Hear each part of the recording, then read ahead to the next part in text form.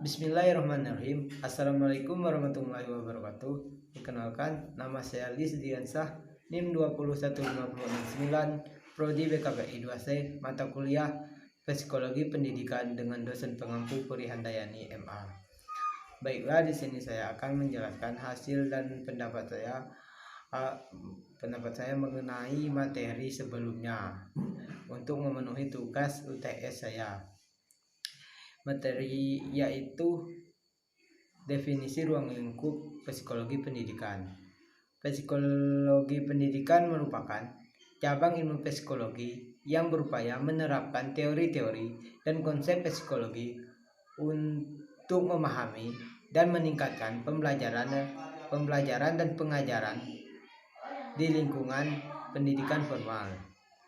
Objek pembahasan psikologi yaitu manusia itu sendiri.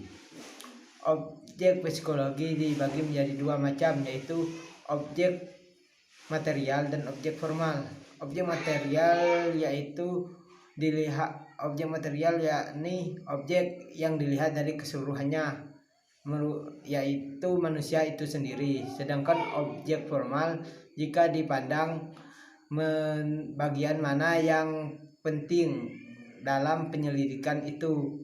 Manfaat psikologi pendidikan yaitu untuk memahami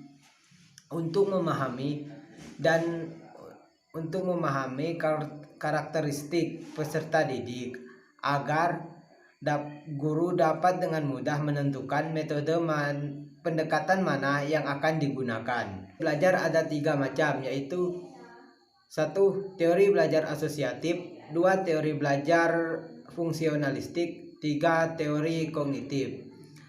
Teori belajar asosiatif adalah teori yang semula dibangun oleh Pavlov.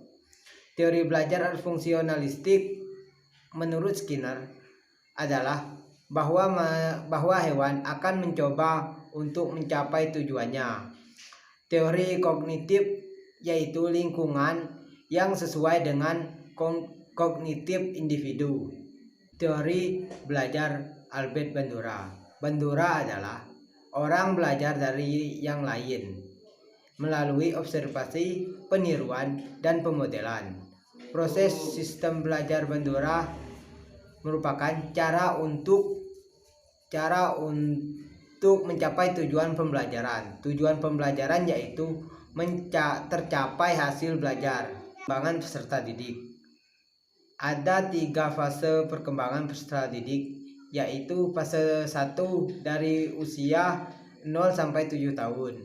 Fase 2 berusia dari 7 sampai 14 tahun. Fase 3 dari 14 sampai 21 tahun.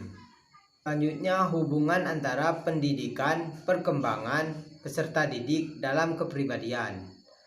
Perkembangan peserta didik adalah bertambah kemampuan atau skill dalam struktur dan fungsi tubuh yang lebih kompleks dalam pola teratur dan dapat diramalkan sebagai hasil proses pematangan. Aspek-aspek kepribadian ada 3, yaitu 1. Aspek kejasmanian, 2. Aspek kejiwaan, 3. Aspek kerohanian yang luhur.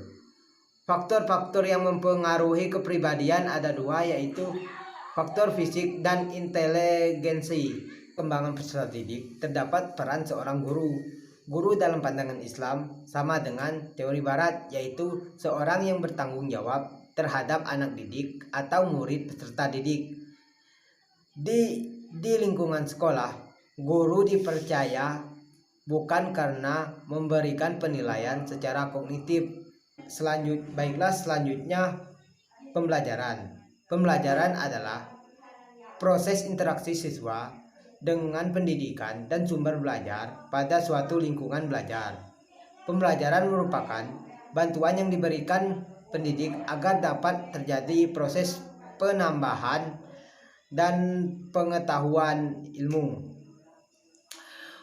Pembelajaran tidak hanya mencangkup ruangan saja, tetapi juga mencangkup guru dan alat-alat lainnya seperti laboratorium, perpustakaan, dan sebagainya yang digunakan untuk alat keperluan belajar siswa. Konsep pembelajaran menurut BIK ada 3 pengertian, yaitu 1.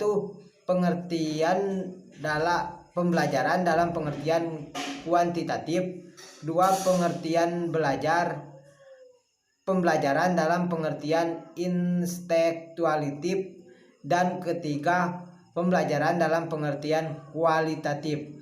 Selanjutnya taksonomi Bloom. Taksonomi diartikan sebagai hukum yang mengatur sesuatu. Taksonomi dapat diartikan sebagai pengelompokan suatu hal berdasarkan tingkatan tertentu, di mana taksonomi yang lebih tinggi bersifat lebih umum dan taksonomi yang lebih rendah bersifat lebih spesifik.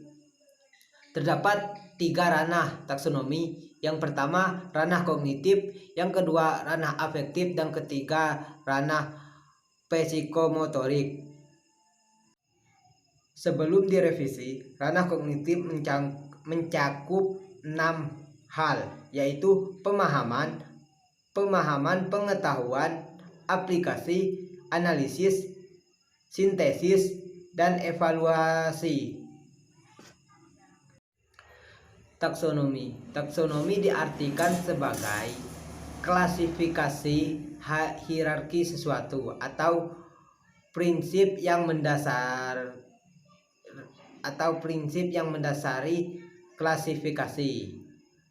Klasifikasi mencakup beberapa hal, yaitu benda yang bergerak, diam, tempat kejadian. Dapat diklasifikasikan menurut beberapa skema taksonomi.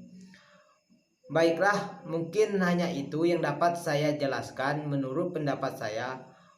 Mohon maaf kepada Ibu bila terdapat kesalahan dan kekurangan. Kepada Allah saya mohon ampun. Wabillahi taufiq wal hidayah. Wassalamualaikum warahmatullahi wabarakatuh.